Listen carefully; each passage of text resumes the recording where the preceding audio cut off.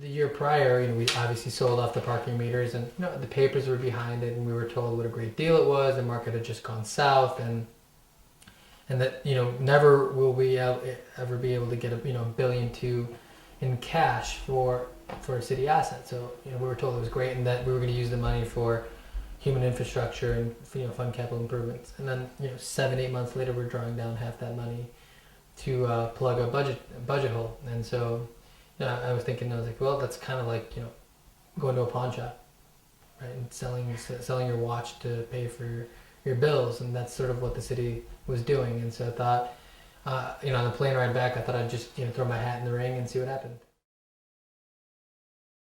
I've learned that while I may not agree with a lot with my colleagues on a lot of issues, that they are also not going to agree with me on a lot of issues. But that's part of the legislative process, that we're not going to always see eye to eye. But it's my job to convince them why I'm right, and it's their job to convince me that I'm right, and that it's not the circus atmosphere that you see on TV or you read about in the papers. That every alderman that I've met so far wants to do the right thing.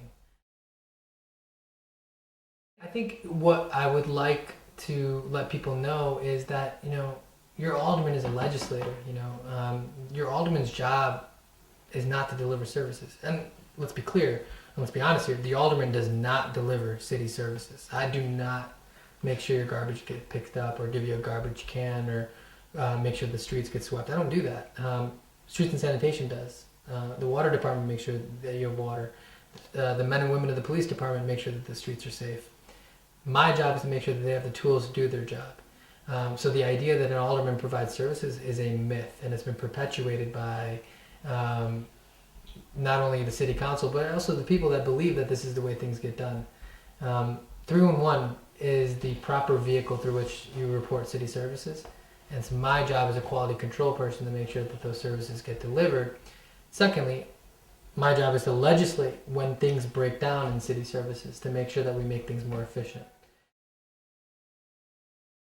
When you call 311, you should be able to track your request, right, as a resident. But secondly, you should be using the data that gets aggregated when you make a service request to identify emerging trends.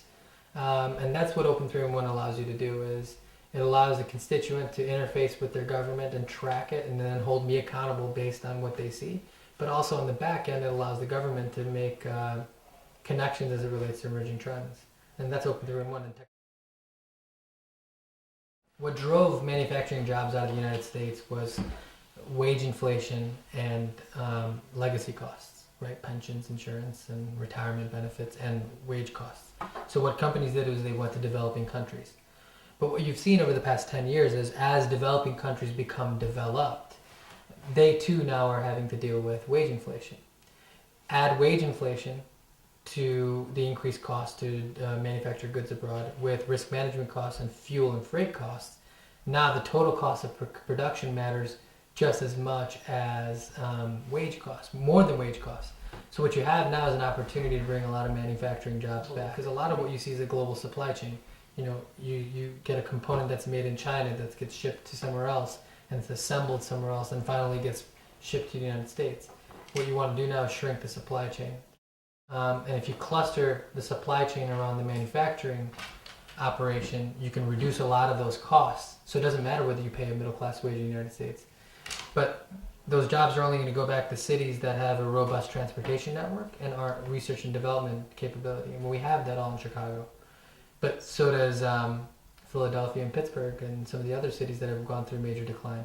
So my question is, are we going to compete with them for those jobs? And that's what I'm trying to do, is push forward that agenda, which is let's bring light and heavy manufacturing back to the States, and let's bring them back to Chicago.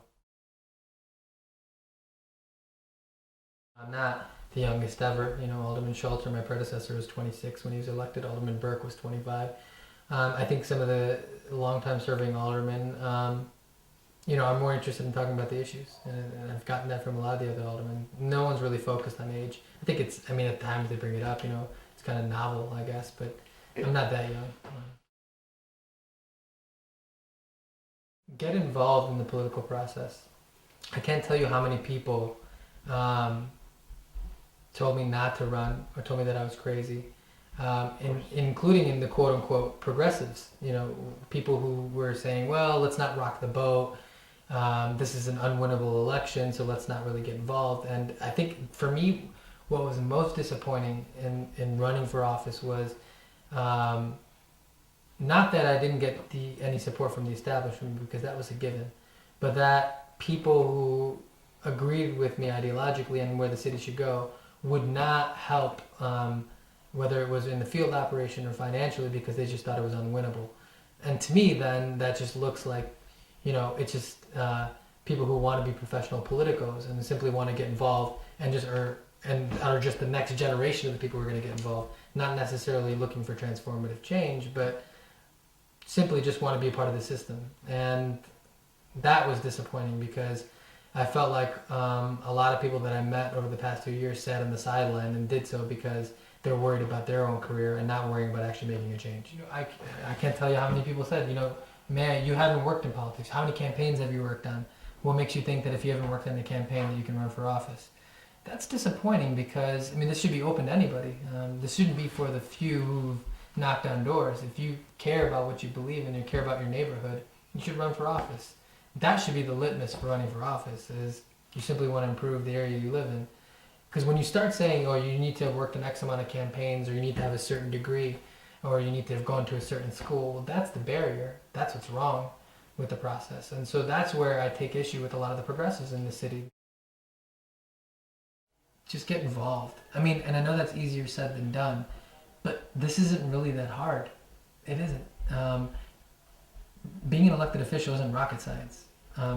We all pay our bills at home. We all go to work. We all have complicated lives. This isn't any more complicated than when you and I do, when we take our public caps on and put our private caps on. This is just a different way of, it's just a different job. It's just a job. And all you can do is do your best. And you don't need a special skill set or someone to anoint you. Just get involved if you care.